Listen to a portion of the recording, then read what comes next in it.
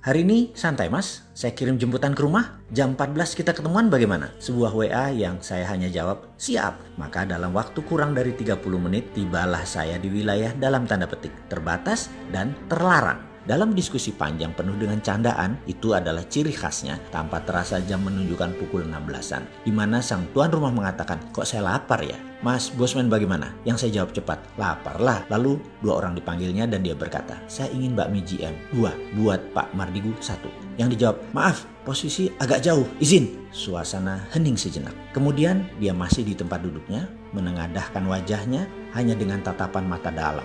Yang kemudian dengan nada pelan dia melanjutkan perintahnya dengan pernyataan darinya. Saya suka kuahnya masih hangat. Siap, itu saja satu kata keluar dari 2 orang yang berdiri dengan sikap sempurna. Saya tahu di otak keduanya pasti berpikir keras bagaimana caranya kuahnya masih hangat. Artinya harus cepat-cepat. Ternyata kurang dari 20 menit kami pun dihidangkan apa yang diperintahkan tadi. Saya dalam hati berkata, gak ada kenikmatan selain kenikmatan berkuasa dan berdaulat rupanya.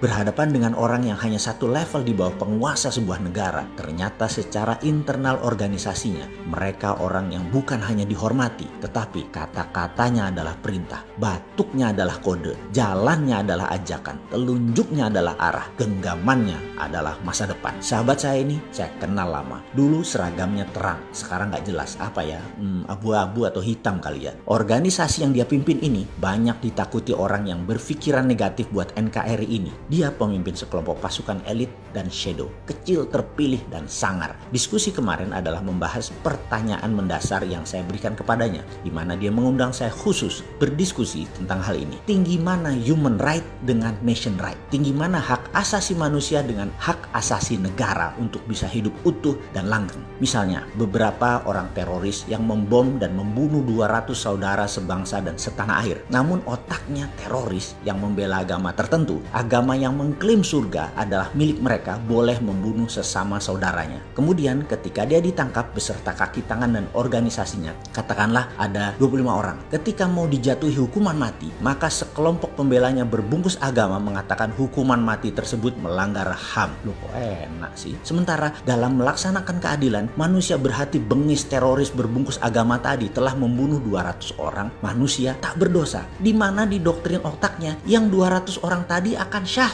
masuk surga. Jadi dia sang pelaku dan perancang tindakan pembunuhan tadi tidak merasa berdosa. Dan pendukungnya juga merasa ini semua melaksanakan perintah Tuhan. Atas nama HAM, hak asasi manusia, mereka berlindung. Bagi saya, dan ini saya katakan ke beliau, itu mereka melanggar 2 hal, human right dan nation right. Maka jawabannya, hukumannya mati. Ada hal yang pasti kita pegang erat-erat di dalam bernegara adalah jangan pernah ubah pondasi bernegara, yaitu nation right, nation interest, dan survival of the nation. Ini di atas segalanya di dalam bernegara. Dan dalam pelaksanaannya ada 7 pilar, yaitu IPOLEXOS, Budhankam, ideologi, politik, ekonomi, sosial, budaya, pertahanan, dan keamanan. Jadi sesuai undang-undang, presiden bekerja dibantu oleh para menteri. Maka pecah 7 saja kementerian dengan masing-masing terdiri dari 4 alias hanya 28 departemen. Kelar sudah bernegara, gak usah banyak-banyak, sederhana. Namun ya gak sesederhana sekarang cuman pakai MMT 1 menteri doang, jabatannya ad hoc lagi, apa-apa dia lagi,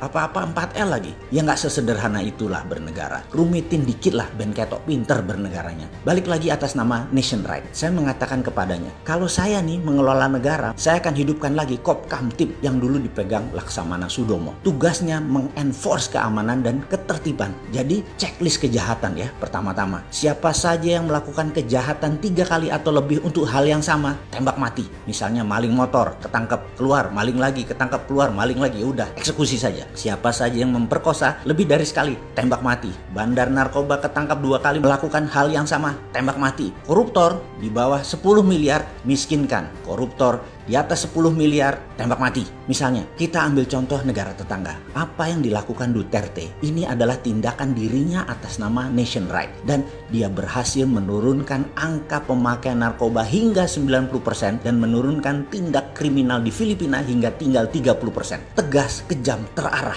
Itu baru pemimpin. Siapa organisasi resmi negara yang akan menjalankannya? Ya organisasi ini. Demikian jawaban singkat saya kepadanya. Lapor nggih ke RI 1 dan jajaran yang berkepentingan. Kriminal di Indonesia harus diselesaikan secara adat, secara nation right. Tak perlu semuanya dieksekusi. Efek jerah pasti didapat. Berhamburan mereka lari ketakutan sisanya.